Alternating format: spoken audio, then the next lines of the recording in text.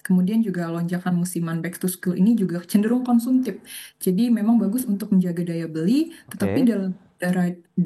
dalam daya dorong jangka menengahnya Hmm. itu lebih kuat jika ada porsi produktif.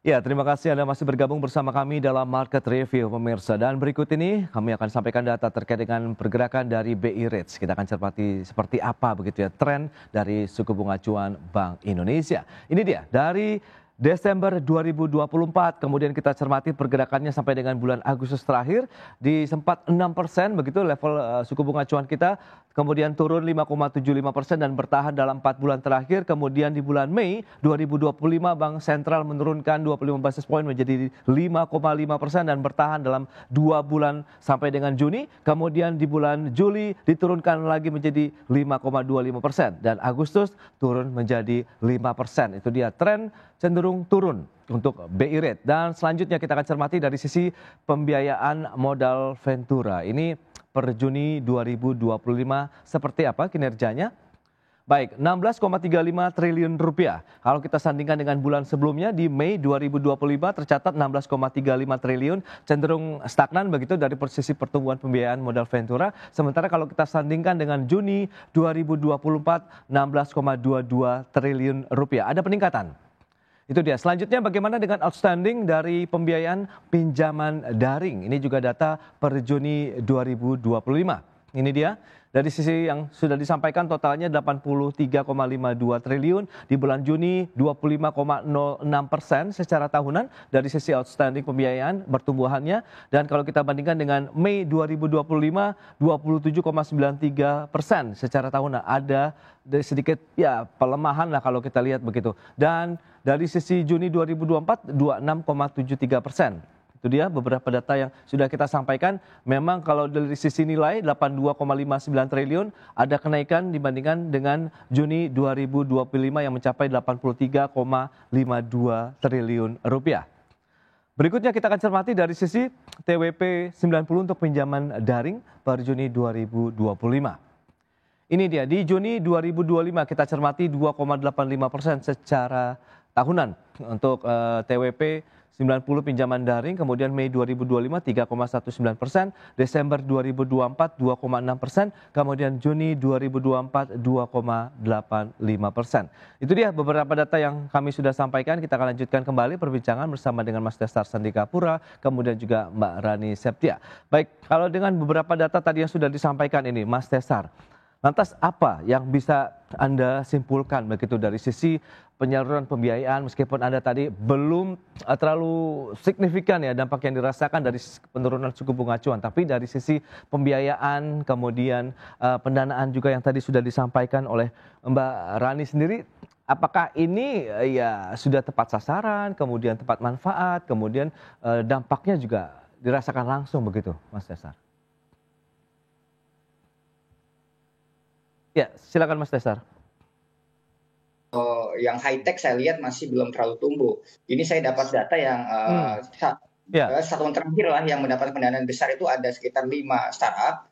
Itu ada Insurance Tech, itu Kola itu dapat 133 juta dolar, lalu ada Aruna 23 dolar, ada Malka Motor nih buat motor elektrik ya itu juga dapat pendanaan oke. kemarin sekitar 37 dolar. Jadi Ya. saya lihat memang si modal Ventura sekarang cukup berhati-hati terhadap pendanaan startup yang tanda kutip bisa terjadi fraud seperti kendala-kendala yang terjadi di beberapa tahun terakhir. Oke. Sehingga menurut saya untuk mendorong ini pemerintah mungkin bisa membantu beberapa kebutuhan internal untuk sektor pemerintahan untuk dibantu oleh startup-startup digital kita gitu ya, sehingga proyek-proyek yang ada di pemerintahan justru disupport langsung oleh lokal-lokal talent kita sehingga tidak menggunakan tanda kutip produk-produk asing. Seperti itu mungkin Mas, salah satu untuk mendorong atau memberi stimulus lah positif kepada startup yang baru muncul.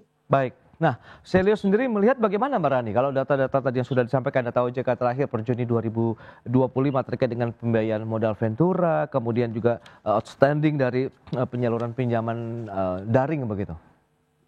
Ya, kalau kita lihat mengenai outstanding pinjaman daring yang mencapai 82,5 triliun pada Juni 2025 ini konsisten ya dengan keperluan masyarakat di tengah tahun ya, itu memasuki tahun ajaran baru gitu. Jadi masyarakat memerlukan pembiayaan yang cepat dan juga mudah untuk didapatkan untuk membiayai misalnya seragam sekolah, kemudian buku hingga uang sekolah.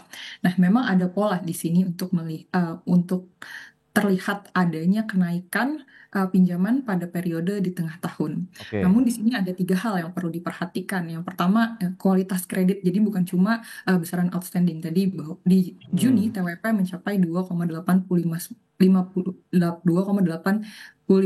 Ini memang turun ya jika dibandingkan dengan Mei yang mencapai 3,19%. Ini sinyal positif, tetapi tren ke depan juga perlu dipantau karena outstanding yang meningkat, maka ada kemungkinan beberapa bulan ke depan TWP 90 bisa naik. Kemudian juga lonjakan musiman back to school ini juga cenderung konsumtif.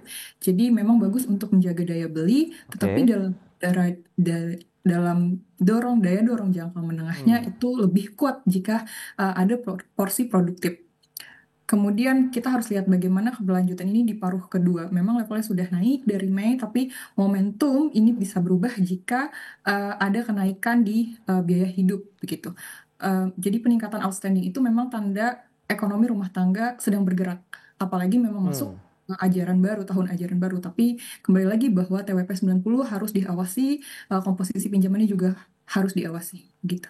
Baik, tapi dengan pertumbuhan yang terjadi saat ini, Anda melihat bagaimana dari sisi literasi masyarakatnya sendiri begitu terkait dengan pinjaman daring begitu. Anda melihat apakah sudah cukup oke sekarang begitu, dalam artian mereka tahu risikonya, bagaimana manfaat yang harus digunakan juga pada saat mereka melakukan pinjaman begitu, Mbak Rani? Ya, jika kita lihat dari sisi literasi ekonomi digital di sini masyarakat memang membaik, tapi belum merata. Indeks literasi digital itu naik dari 3,48 menjadi 3,54, namun pilar keamanan digital itu masih yang paling rendah gitu. Jadi banyak pengguna yang belum disiplin soal kata sandi, kemudian juga perlindungan data dan sebagainya. Kemudian juga dari sisi kesiapan di indeks masyarakat digital, pilar infrastruktur dan ekonomi itu justru turun begitu. Nah, di sini terlihat dari kecepatan internet Indonesia yang masih jauh di bawah rata-rata global. Nah, di sini itu ada kemungkinan untuk menghambat pengalaman belajar, kemudian juga kerja dan transaksi digital pada beberapa daerah. Selain itu, jika kita melihat perilaku finansial, menurut laporan dari OECD, skor literasi keuangan OECD itu 57. Nah, pengetahuan finansial kita itu hanya 9. Jadi perilaku keuangan kita tinggi, tapi tidak dibarengi dengan pengetahuan financial knowledge kita. Jadi ini membuat pengguna itu sangat rentan terhadap memilih produk dan juga terpapar fraud begitu.